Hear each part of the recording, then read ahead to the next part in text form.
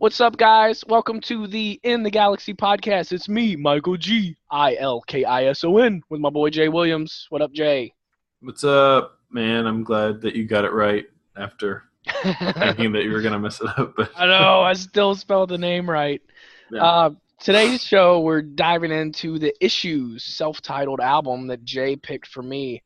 Before we dive in, Jay, why don't you give us a background about this band, Issues? yeah, I want to give a background to not just the band, but kind of my taste and or my background in heavy music in general. But a little bit about this band. It's they're a band, kind of younger fellas. They're on Rise Records, a very prominent record label, and I'd say in just music in general. Independent underground music label that's been consistently putting out music for like the last probably, I don't know, 6 years or so, something like that. But they're a really good record label. And basically, here's a story about this band. So there was a band called Woe Is Me.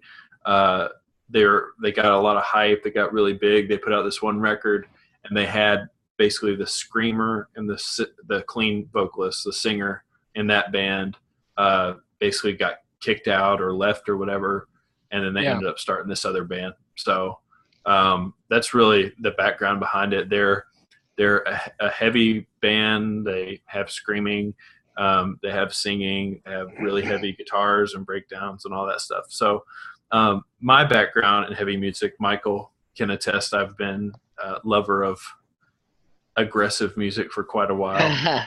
You, for those of you who don't know, Jay was a screamer in a band, or as I like to say, as Roddy Williams referred to it, as the Screaming Damons.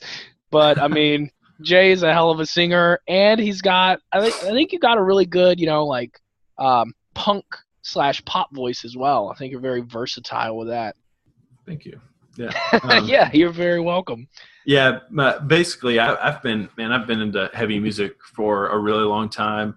Back when, let's see, so heavy music in general, and I'm kind of going to give a generalization of this record and how it fits into heavy music. But basically, I'm a lover of all kinds of heavy music. From And really by default, I am too, from yeah, just having being spent time with me. exposed. Yeah.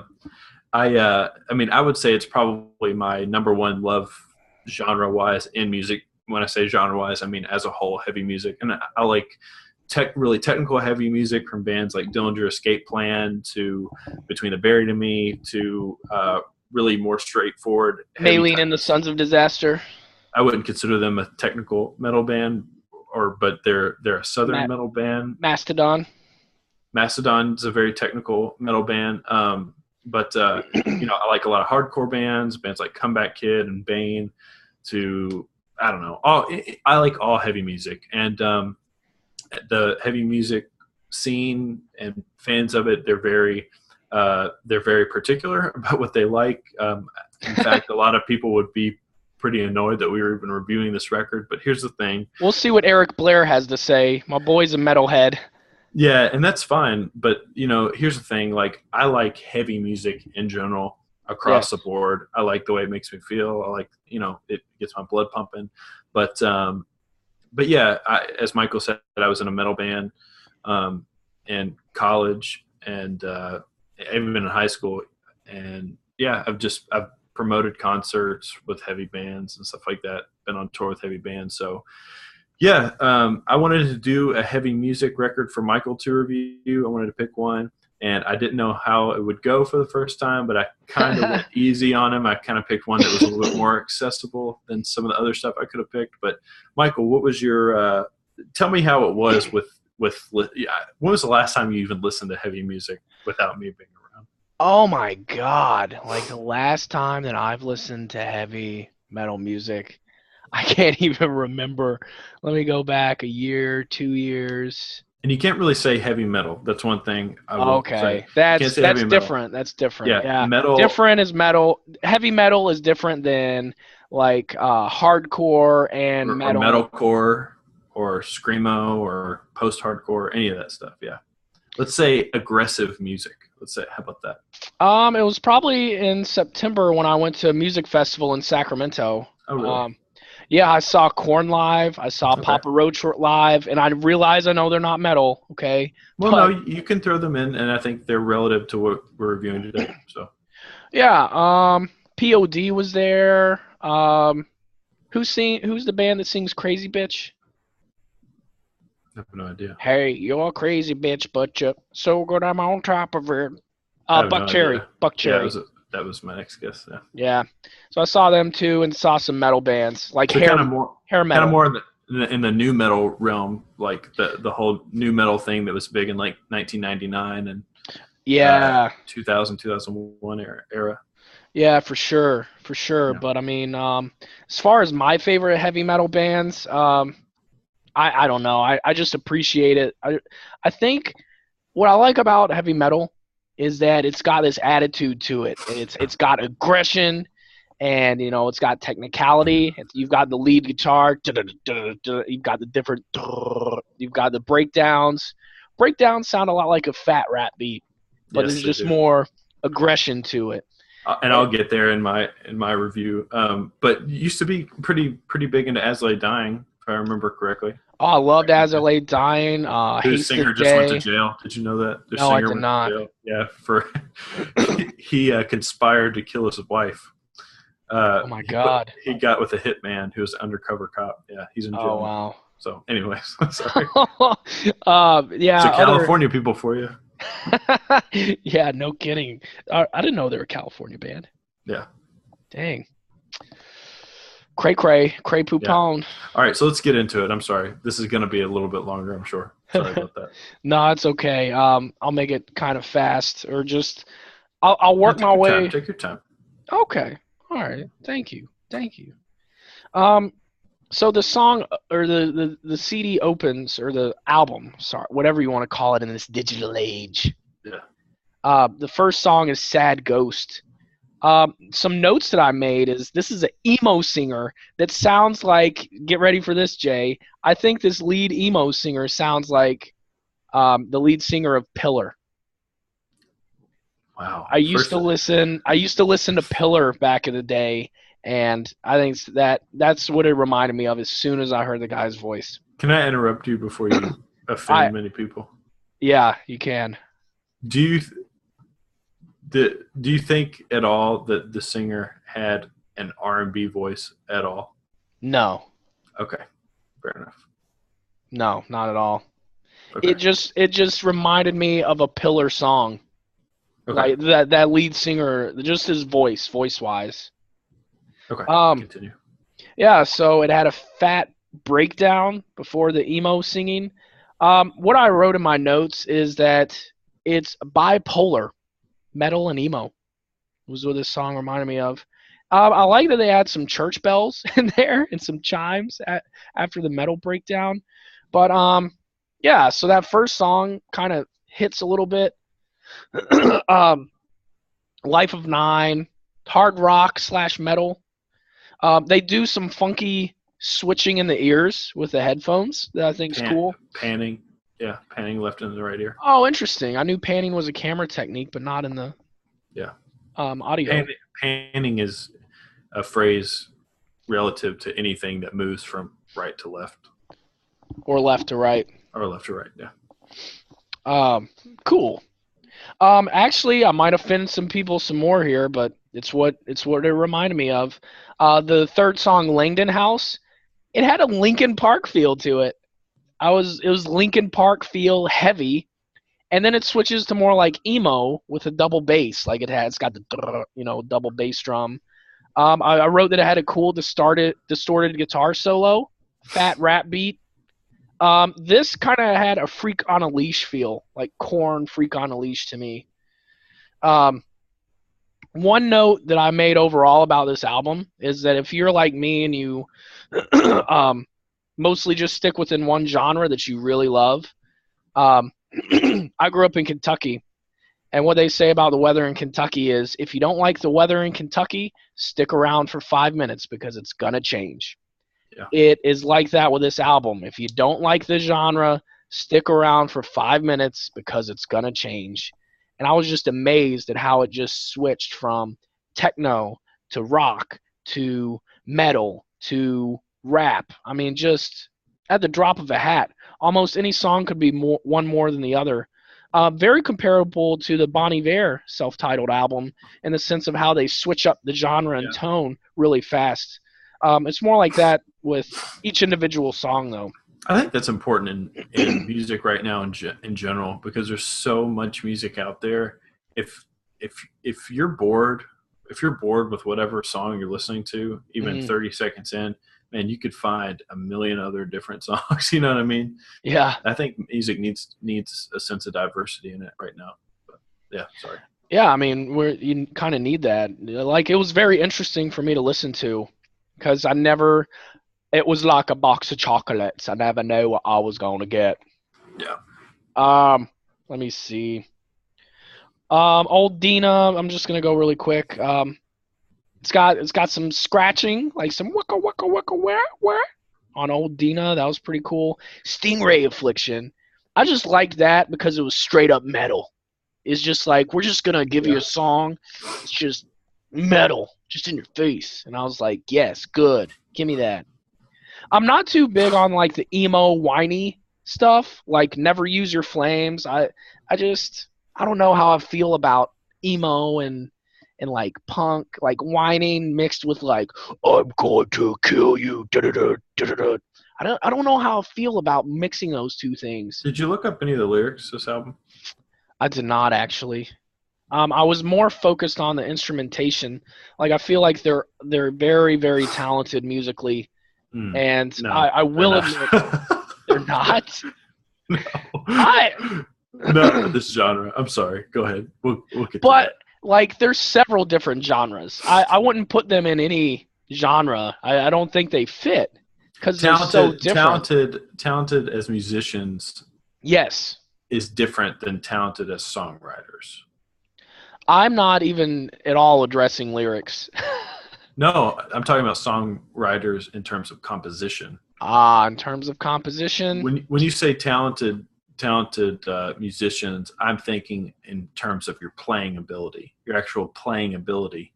And for all we know, all this stuff could have been done by a computer. The drums, the guitars, there's not a lot of note arrangement. They probably stick within on a guitar neck. They probably, if this is the top of a guitar neck right here, they probably don't go any lower than right here. It's just a combination of this area right here. Whereas in another metal, and I'm sorry for people listening, but I'm really high up on the neck, very low guitar tones. Whereas a very technical metal band will do stuff all over. You know, I'm talking about like this is all, you know, just really, really low. Or on this keyboard, it would be like these 5 notes. It would be everything right here in it. And if you're watching the podcast, he just played Mary Had a Little Lamb on his keyboard. Pretty much, yeah.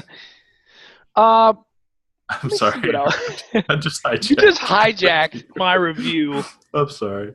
What a jackass. I'm sorry. No, I'm just kidding. No, I mean, I feel like I'm saying the same things for all the songs anyway. Personality Cult, cool techno hip-hop intro, screaming, layered sound. I appreciated the layered sound. Limp Bizkit feel, scratching at the end. I thought that was interesting. Tears on the Runway. I liked Tears on the Runway a lot because it had this Mariah Carey-like singer intro. I just remember this girl's was like, yeah, this there's girl a female vocalist in that track. Yeah, so her name's Nilo, and it's got like a slow jam feel to it. And I looked up a little bit about Nilo, and the hip hop artist Nas referred to her as his new favorite artist. So she's quite talented.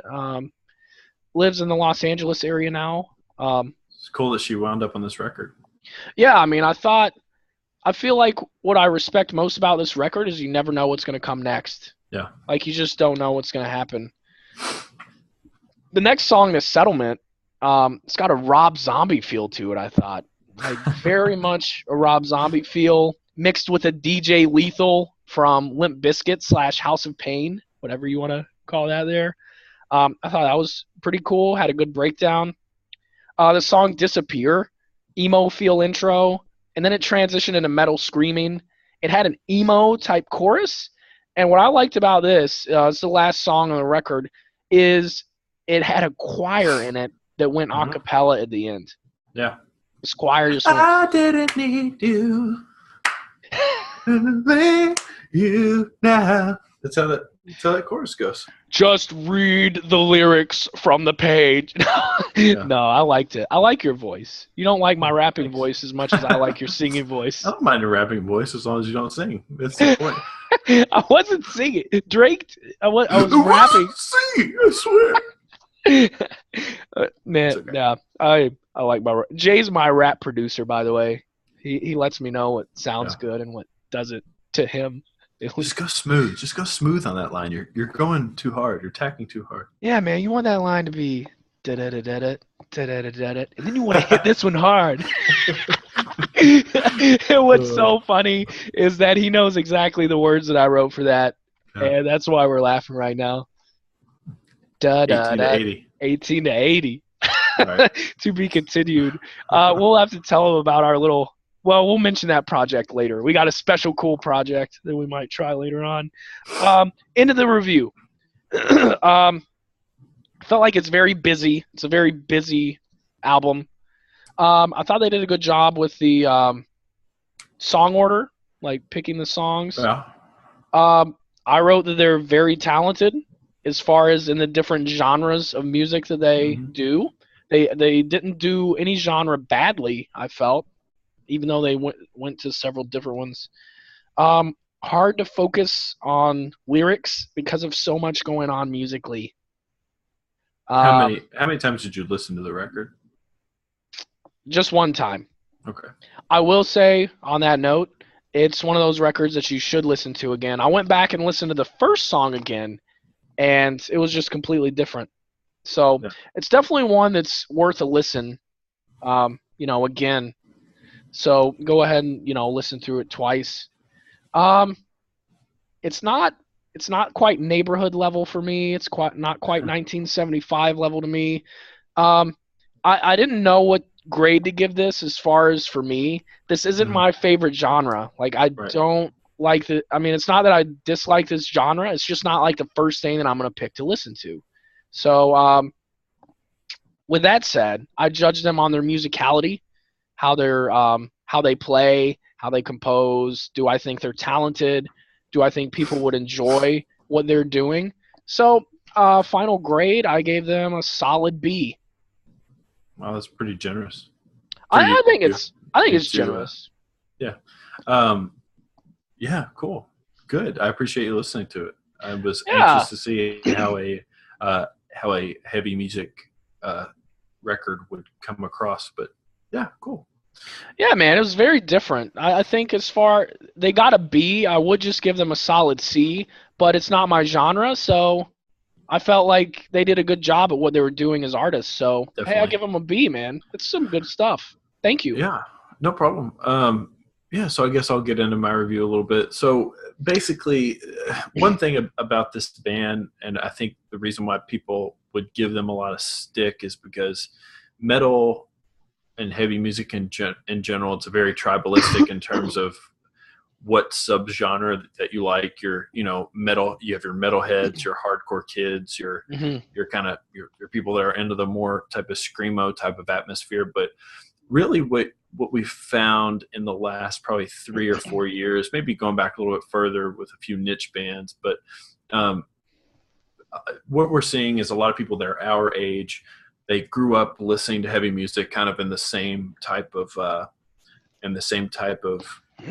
pattern. So when I was in 6th grade was when I started getting really into music, and I got into bands like Limp Bizkit and Korn and Slipknot. Oh yeah, stuff like that. The Insane Clown Posse.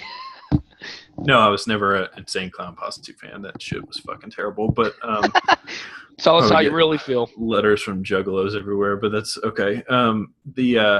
But yeah, the new metal genre was it was very popular back then. That was its heyday, 99, 2000, 2001. And I think a lot of people that were at the same age as us were basically they were exposed to it because it was popular. They sold a lot of records, but just like any other fan of music, or at least people that are really into music, you don't just like, at least this is, I don't think we've touched on this before, but one of the reasons I'm such a big music fan is because I have bad music ADD. If I hear something and I like it, I want to hear more of that. Oh I yeah. don't want to just hear those yeah. three. I just don't want to hear those three bands, your Limp Bizkits, Korns, and Slipknots. I want to hear the bands that sound like them, and then the bands that sound like those bands, and you dig deeper and deeper and deeper. Yeah, and who influenced them is important, I think. Who influenced them and just what's on the outside of that. Those three bands, those are pop. Those are the pop bands, quote unquote. Those are the bands that are on the major labels. So you got to dig deeper to find, just some of the more underground stuff. And so a lot of these people that are our age started getting into the more, I want to use this word in terms of what I'm saying by it, but the more type of credible bands, I guess, kind of those bands that influence them. But anyways, so you started to see bands move away from that whole new metal genre. But in the last probably 3 to 4 years, and a little bit earlier than that, you started to see people our age in bands embracing that aspect to it, and then whole new metal genre. And one of the reasons I picked this for you was because new metal has a very heavy rap influence on it. It has a very rap, has a very big rap aesthetic. And basically Issues, this band, they're kind of jumping on that whole bandwagon with some of the bands that are coming out with this kind of new metal. It's basically new metal mixed with metalcore and hardcore. And there's a lot of bands out there doing it. But in my opinion, I think Issues right now looked at everybody and said, yeah, you guys are all doing it good, but we know that we can do it perfect. And this band is doing this genre of this new metal core, new metal hardcore. They're doing it perfect. And one thing that I have to pick a bone, not necessarily a bone with you on, but I can tell you, if anybody from the heavy music community heard you refer to these vocals as emo vocals, they would have a fucking cow. They would absolutely pull their hair out, because one thing in the last few years too that has been married along with kind of this whole rap into metal thing has been the introduction of more R&B type of vocals. Vocals that have vocal runs. They're doing these weird Mariah Carey-ish or Beyonce vocal runs in the middle of their vocals and stuff. Whereas if you were to listen to somebody like, I would say, We Came as Romans, which is another metalcore band right now, they have a more, quote unquote, emo-y type of singer. It's very straightforward singing. There's not as much vocal performance in it. The singer of this band, who we know somebody with the same name, his name is Tyler Carter. That's the singer of this band, the clean singer. He's a very talented singer. He's an incredible talented singer. I challenge you or whoever else that maybe didn't give this record a super close listen. I'm not saying that you didn't give it a super close listen, but definitely go and check out his vocals. He's a very, very, very talented vocalist. I mean, he can pull off some crazy shit, dude, some high-pitched shit. But so this band, definitely, it's heavy music with some rap, some techno, and some R&B-ish type of vocal. So I'm not going to go track by track, but I'll hit some of the highlights. So the intro song, Sad Ghost, I love the song as an intro. It comes out heavy, comes in with the clean vocals, and all these songs have really poppy hooks, man. That's one thing I noticed. There are songs on this record that I would put on any top 40 radio station right now. No issue, no pun intended. No pun intended. No issue at all, man. I would throw some of these songs on here. The first song, not necessarily one of those songs, but from the first track, I noticed the music structure of this band. It's interesting. You have these heavy down-tuned guitars probably playing in A or B tuning, which is a really thick and heavy tuning. It's basically they're using that as the rhythm of the band, almost like a bass drop in like a hip hop song. Feel the rhythm, feel the ride. The boom, boom, boom, boom, but it's just like dun dun dun dun dun dun. they're relying on that guitar as kind of the rhythm, and the melody actually comes more along the lines from their keyboards or electronics, their synths and whatnot. I could see where this could get old the more I listen to this record, but I don't think it was too big of a deal. I didn't care for the switch up at the end of that song. It has this weird part where they go into almost a completely different song, and it sounds like they had this idea over here and this idea over here, and they just put it into a song together. So I didn't care for that. The second song, Mad at Myself, man, that song comes in with the chorus, and man, it is catchy as hell. It comes in, his voice sounds just buttery and just so amazing. And that chorus, it actually kind of it reminds me of kind of a country song. I think it might be his accent, because they're an Atlanta-based band, and it comes in. It's got a good hook, but I can seriously see that song doing really well on the charts. Life of Nine, that's a full-on, very very heavy song, not as poppy as some of the other ones. But they did a big no-no in this song. You know, they have a DJ, as I'm sure you've heard many times on this record. They did a big no-no. They had this part, they were in this breakdown, and then they stopped the breakdown, and he did a scratch as a transition into the next part. Now, I have a big problem with that, because it's one thing if you incorporate it into the transition, but to actually stop, do the scratch, and then go into the next part is extremely musically lazy. I mean, that's like having in a rap song, you're rapping the beat, you stop it, so the guy says, "Y'all want a party?" and then you go into the next part. It's like, find something interesting to transition the two. Don't just stop and just, I mean, it could have been a new song. I don't know. You know what I mean? It could have been I agree with that. You've got to be intentional about your transitions when you're composing. Langdon House, that song, it's kind of weird. There were some weird rap parts where the clean vocalist was trying to rap. I like that they switched it up doing that, but I wasn't really feeling it too much. Old Dina, that's a DJ instrumental where their DJ guy, similar to Linkin Park, where on at least the first two Linkin Park records, Mr. Hahn, their DJ, would do these instrumental interludes. It wasn't very good. It was a very good instrumental interlude. The song "Late," I love that song. Have you heard of the artist Zed by any chance? I have. They're Australian, right? No, he's Russian. Okay. It's one guy. He's a music producer slash. Don't they do the song producer. Clarity? Yeah, it's one guy. Yeah. I love the song Clarity with a female vocal on it. So I challenge you to go back and listen to this song, and maybe listen to a song by Zed kind of back to back or sandwiched in together there somehow, because this song "Late," it's very interesting on this record because it has a techno feel to it. I actually wrote Gundam style intro.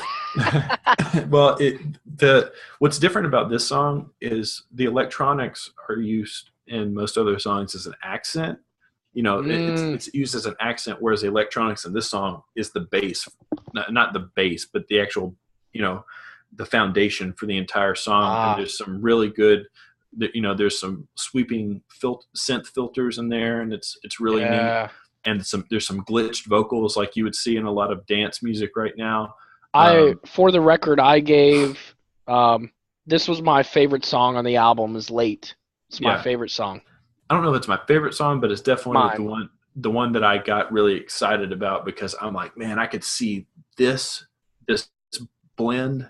This is a perfect blend of metal and electronic music, and man, I could see so many other stuff, so many other bands doing stuff like this. Like, I really, really liked how they did this song. Stingray Affliction, it's a great track. It's very heavy, very catchy. It has some pop punk sensibility to it in terms of the way the vocals are delivered. There's some hardcore, pickup drums in it. Never Lose Your Flames, another very catchy song, more pop punk stuff. It was weird. It seemed like the first half of this record was kind of the more club banger type of songs, where it was like, these are our really pop songs. Like, every song has a really catchy hook, a really catchy chorus. I mean, you can get some of these songs stuck in your head the more you listen to them. Mm-hmm. But the second half of it was a little bit more heavy. And then the last half of the record, I thought was where they were kind of like, well, we don't really know what to do these songs, so we're just going to throw them on here. Tears of the Runaway. You said Mariah Carey. I think kind of reminded me of Rihanna, honestly, like when she does some of her features. I like the addition of the female vocalist. Actually says, love the addition of the female vocalist. Has a Rihanna feel, but with a better voice. Which would be Mariah Carey. I hate Rihanna's voice, but I thought it's a great switch up. Don't be a rude boy about Rihanna's voice. I think the song's a great switch up, but it's not as ambitious as I would have liked, where Late was a really ambitious track with the electronic stuff. The song I was kind of like, it's good, but it could be better. The song The Settlement, I wasn't really feeling that song. It was a heavy song, but it came out of nowhere. It was kind of just like it was the heavy song that it was like, we're not going to be as poppy. It's just going to be really fucking heavy. But it just was like, why is this here in its place? And it seemed like it was kind of forced on the record. And Disappear, that last song, it's a good closer song. It's a great way to end the record, just a completely different note, the choir voice. It's got that big sing-along part, Yeah. It was really neat, had a good groove. Overall, lyrically, it wasn't really delivering. The songs were pretty hokey. Go back and read some of the lyrics. They have kind of a rap vibe in terms of where they're like punk ass bitch, saying stuff like that. And they're like hyping stuff up. But I wasn't really feeling the lyrics on it. Musically wise, they're not very technical. They could do more stuff. There's not a lot of substance on this record, but it's a fun record. It's a very fun record. This is a record you shouldn't sit and listen to at work, Michael. You should put it on in your car, driving down the road with the windows down, being like, oh shit. You know what I mean? Like, you didn't put that in my instructions, Jay. I'm sorry I didn't. He gives me instructions on how to listen to this. He's like, dude, for this one, you need to lay them windows down and bump it. Yeah, pretty much. I mean, you know how Backseat Freestyle on Kendrick Lamar is like, that's a song you're like, oh, that beat comes in, Mama had a dream, Kendrick had a dream. All my life, I want money and power. It's Bert Marler. That bass, that bass, that song kicks in. Oh yeah, it's like boom, boom, boom, boom, boom, boom. It's just relentless. That's how this record is. That's why I liked it so much, is because it just how hip hop, just you got to feel that confidence. Just this song hit with the metal of just like da da da da da. I'm giving you extra credit this week. Go back, go back and go back, an extra credit opportunity. Go back and listen to this record with rap in mind and be like, yeah, I can see where this is kind of got some rap going on, and not even really rap, but just like has that attitude for it, because that's what they were going for. They wanted to be a rap metal R&B band. If that makes sense. Man, see, I just can't buy into the R&B aspect of it at all. Go back and think about it that way. I'm going to disagree with you there. I'll research it for next time, but okay. Well, I love you, Michael. I give this record I give it a B. Same as you. It's a good record. I'm not saying it's not bad, but I'll probably listen to it for like probably 6 months, and then I'll just be like, okay, I'll wait for the next one to come out. So nice. Well, hey, thanks for picking this out for me. I really enjoyed listening to it. Yeah, sorry this episode got a little bit long-winded, but anyways. Yeah, we only went, I think, 4 minutes over. Oh, really? People watching are going to be like, no, it's actually 4 minutes 36. Yeah. But yeah, so thank you again, Jay, and I enjoyed this. Next time we're listening to my pick, which is Pharrell's new album, Girl. Yeah, we'll catch you next time on the In the Galaxy podcast. Thank you, Jay. Later. Thanks. See you guys.